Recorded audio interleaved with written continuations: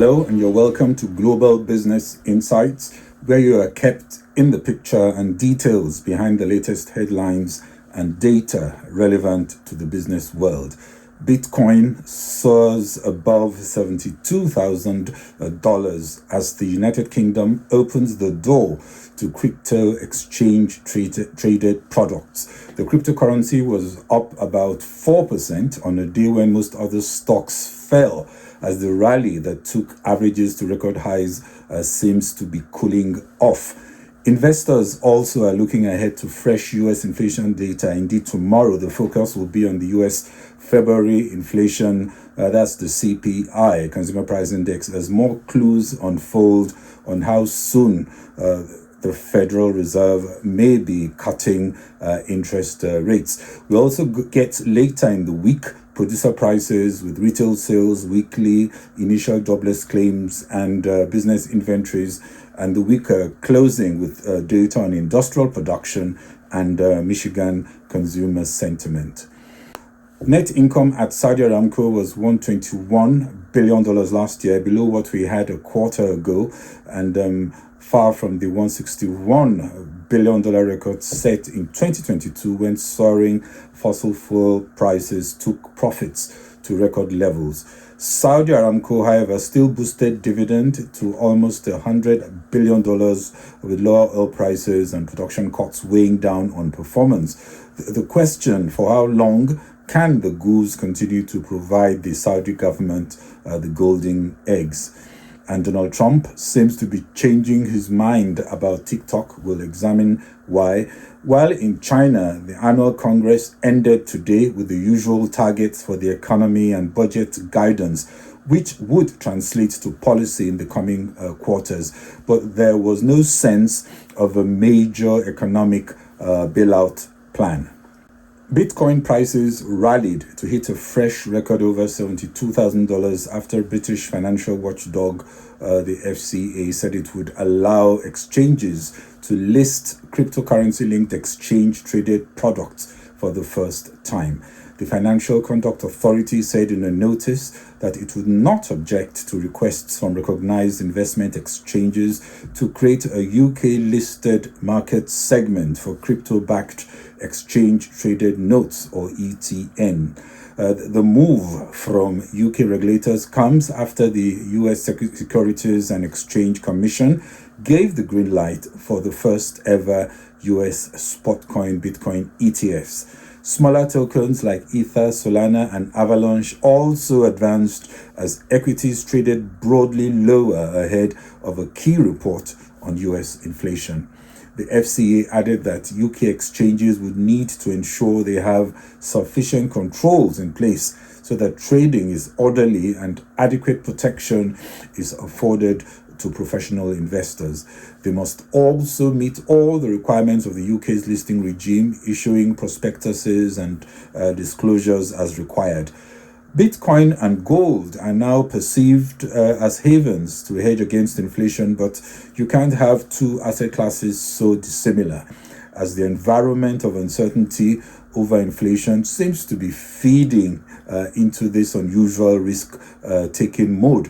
Bitcoin is also enjoying much better acceptance of big institutional players like BlackRock. Investors have poured a net almost $10 billion into a batch of new Bitcoin ETFs since they launched in the US 2 months ago. That has ignited a broad surge in crypto markets after the endorsement of ETFs by the US SEC and now the UK FCA. These endorsements, in my view, do not materially change the similarity between Bitcoin and gold, despite the also unclear scarcity of supply scenarios being painted for Bitcoin, as many hold on to Bitcoin and won't sell. Already they're talking of $100,000 for Bitcoin, and gains are so huge the risks look worth it, albeit as part of a measured diversification. Still, it looks way too expensive if you cannot afford to lose a lot of money. We should also not forget that in 2020, the FCA banned the sale of crypto-linked ETNs and derivatives to consumers, saying then that they were ill-suited for everyday investors. The FCA then noted extreme price volatility of cryptocurrencies and financial crime in the secondary market as factors, saying then that consumers might suffer harm from sudden and unexpected losses. My sense is that these factors have not materially changed. Perhaps the UK authorities are nervous of losing global competitiveness as the US gains an edge from its more relaxed posture. A year ago, the FCA thought you may suffer harm, so be cautious. Little may have changed, except there's so much more liquidity chasing risk. Amin H. Nasser, Aramco's president and CEO, said in a press release that they delivered total dividends of $97.8 billion in 2023, up 30% from 2022. Net income was $121.3 billion in 2023 compared to $161.1 billion in 2022 due to lower crude oil prices and volume sold, as well as reduced refining and chemicals margins, partially offset by a decrease in what was spent on production royalties and taxes. In August 2023, Aramco also announced its intention to calculate the first performance-linked dividends. That's a kind of windfall tax based on the combined full-year results of 2022 and 2023 to be distributed over 6 quarters starting from the third quarter of 2023. The full-year performance-linked dividend windfall to be paid in 2024 is expected to be $43.1 billion, which includes the $10.8 billion in Q1 based on the previously announced mechanism and, of course, subject to their board's approval. Aramco also said it was halting plans to raise its oil production capacity from 12 million barrels per day to 13 million barrels per day, which would reduce capital investment by about $40 billion between 2024 and 2028. As it slows investments in boosting crude reserves, focus shifts to enhancing its supply chain ecosystem and more to downstream, to international investments in liquefied natural gas and international retail operations and major overseas refining and chemical projects. Also advancing its role in renewables development, Aramco has agreements for the development of photovoltaic solar projects in Saudi Arabia with combined capacity of 2.66 gigawatts, with commercial operations expected to commence in 2025.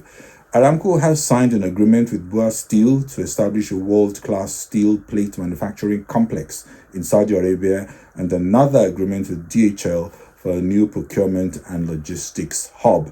As it holds an investor call later today, it's worth noting that the additional payout for investors, which is called the performance-linked dividend, on top of the base dividend paid, will further hit annual free cash flow, which we can see is already under pressure, while it helps Saudi Arabia's treasury, of course.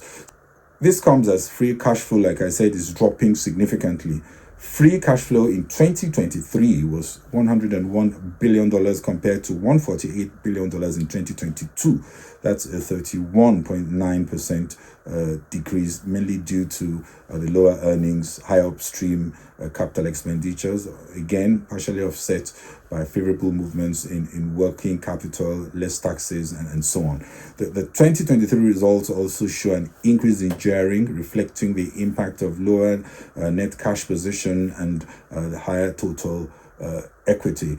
The dominant shareholder of Saudi Aramco is the Saudi Arabia government. They own 94.2% of the company, giving significant control in a less predictable Islamic monarchy. The Saudi Arabia Sovereign Wealth Fund, known as PIF, also holds an additional 4% of Saudi Aramco's shares. Again, another piece in the hands of the government. The remaining 1.8% are held by various other private investors. The pressure is there from government to raise funds for its diversification and many ambitious projects, and we could see a faster move to sell more shares.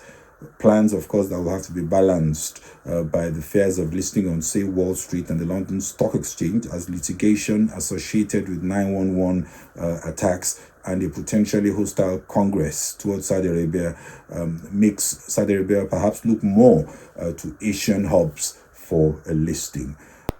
The big question: can the golden goose keep feeding government coffers as they transition to cleaner fuels, electrification of vehicles, a more resource-efficient environment, and other headwinds bleed cash?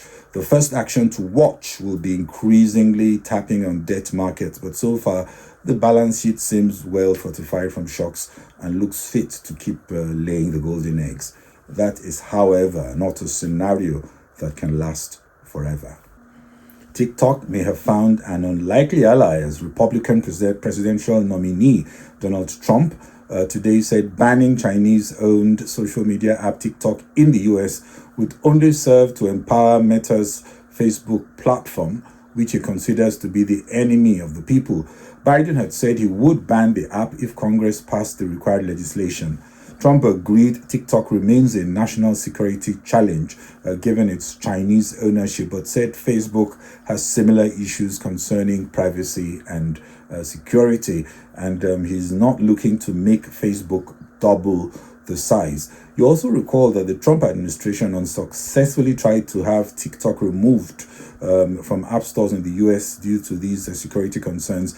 Microsoft unsuccessfully attempted to buy TikTok then. For now, all this looks like noise from the politics. I suspect little will change with TikTok in an election year.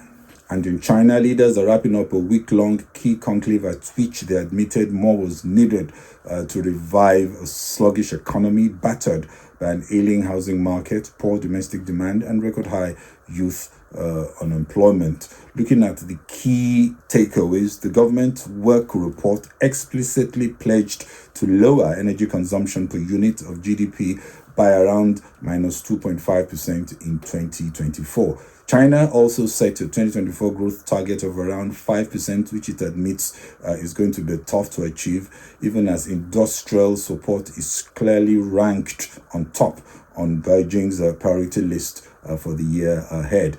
The government, that's the Chinese Communist Party, has increased also its oversight of the government under Xi Jinping. No press conference in what many say was a gathering that was more ceremonial in its significance. There was also no major bailout announcements for the economy, but we have had pledges from key ministry officials to do more to boost employment and stabilize the country's troubled property market. My sense is that focus remains on strengthening the political grip and influence on both domestic and international fronts, and of course advancing a longer-term vision of technology-driven economic leadership currently hobbled by increasingly aggressive anti-China US action.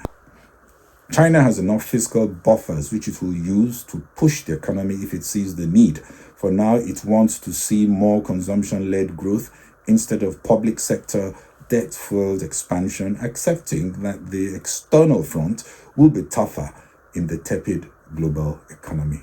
European stocks are closing, and stocks Europe 50 down 0.39%, FTSE 250 down 0.34%, FTSE 100 slightly up 0.12%. The German DAX is also down 0.4%, while the French CAC 40 also down 0.10%. Also, if you look at US stocks, similar picture. Nasdaq, Dow 30, S&P 500 all in negative territory. Nasdaq down 0.18%, Dow 30 down 0.09%, while the S&P 500 is also down 0.2%. That's it from me on Global Business Insights. This is Bode Oshosami. If you enjoyed the program, please share and kindly follow on Facebook and LinkedIn, subscribe on YouTube and X. Thank you very much for watching and following. Bye-bye.